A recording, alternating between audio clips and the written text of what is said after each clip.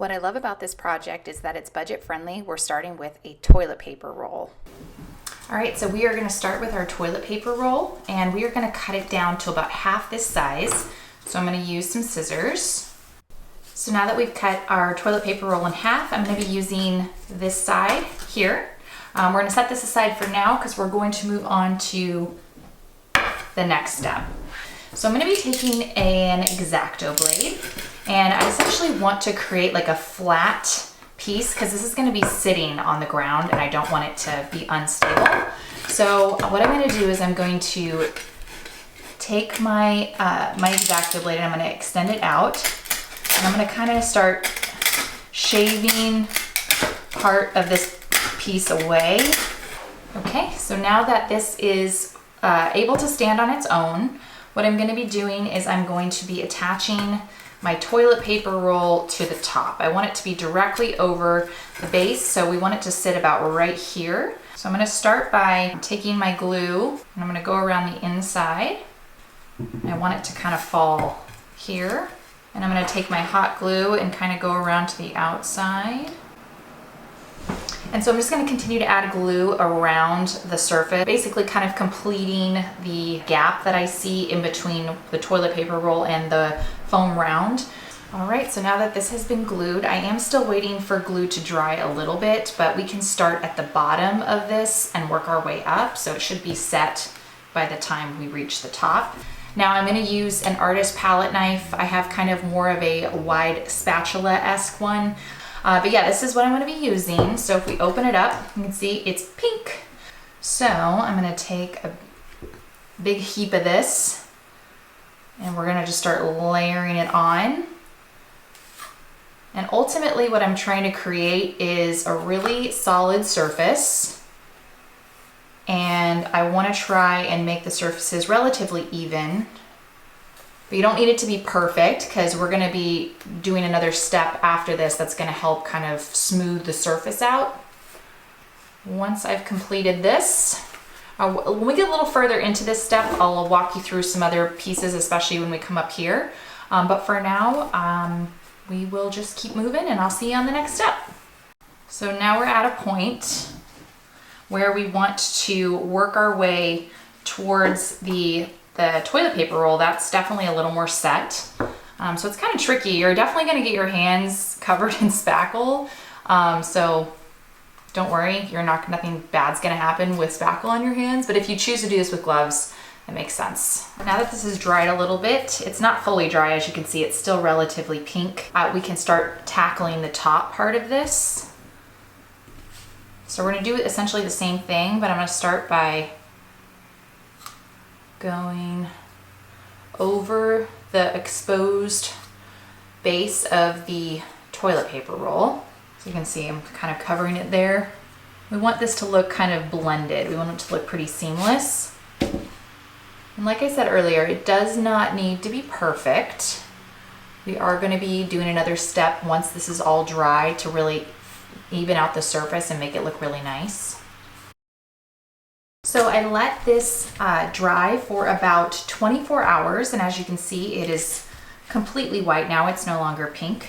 And we did the inside just so it looked pretty complete when you were looking at it from afar, or when you're looking at it closely.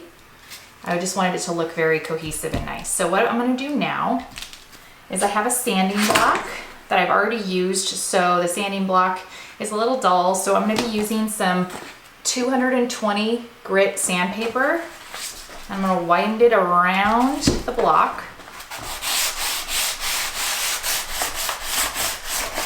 All right, now that we've sanded this down, we're going to wipe it off and then we are going to take it outside and move on to our next step, which will be spray painting it. So here is the finished product of this high-end modern donut vase dupe, and I really love how it turned out. I think it looks great in my office, and I hope you feel inspired to try this project. We're going to start with a glass cylinder vase. I got this at Dollar Tree. The second item we're going to be using for this project is this tumbling tower game. It's like a miniature Jenga. So I really want to expose the wood grain, and I don't necessarily want this natural finish that these wood pieces have. If that is the desired look that you want, then you can go for it. You can also use wood stain if you'd like. So what we're going to do is we are going to put our pieces in these 2 containers I have. You may need more, or maybe go for, whatever you have available. And then we are going to pour coffee on top of these and kind of let the coffee soak into these wood pieces and kind of creating a DIY stain, if you will. So I was able to take my pieces out of the coffee. I had let them soak for about 30 minutes to an hour, depending on how much time you have and how much time you want to let it soak. That's totally up to you. So now that they've dried, we are going to be assembling them to our glass cylinder. Now I'm going to be using my favorite glue, which is E6000. I have the transparent one, so make sure you get that. So the way I kind of figured it out, I think 5 around this size vase works really well. So I kind of want I want to place them just so I know they're going to work. However, if you want to take it a step further just to make sure it's going to look good, you can start kind of stacking the next layer. So we're going to basically be following the path up the side of the vase with these pieces and kind of stacking them with a little bit of an offset. I'm loving how the coffee really added some dimension to these wood pieces. And if you feel good about the spacing on all sides, then you're ready to start gluing, because really you just need to make sure the first 2 rows are solid in like the placement, and then you'll be good. And I'm just doing it on the center because you'll notice that the sides really aren't, they're not really touching. They're not making contact. Okay, so now that I've kind of looked around to make sure that it looks good, we're gonna go ahead and add the next layers. So one thing that I've noticed is you wanna add it on the back, the side that's gonna adhere to the vase, but I also like to add a little bit on the bottom of my pieces on either side where it's gonna make contact with the row below it.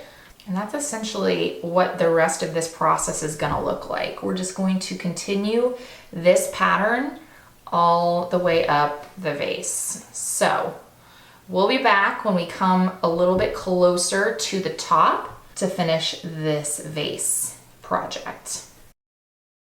So now that we've gotten to a place where we're actually right about to be at the top of the vase, you are welcome to stop. However, I want to continue this pattern up 1 more row. So I've got kind of some really pretty, and I really like the details on these grains, especially on the sides. I feel like those really pop as well. So we're going to continue. All we need to do is we just need to do the bottoms.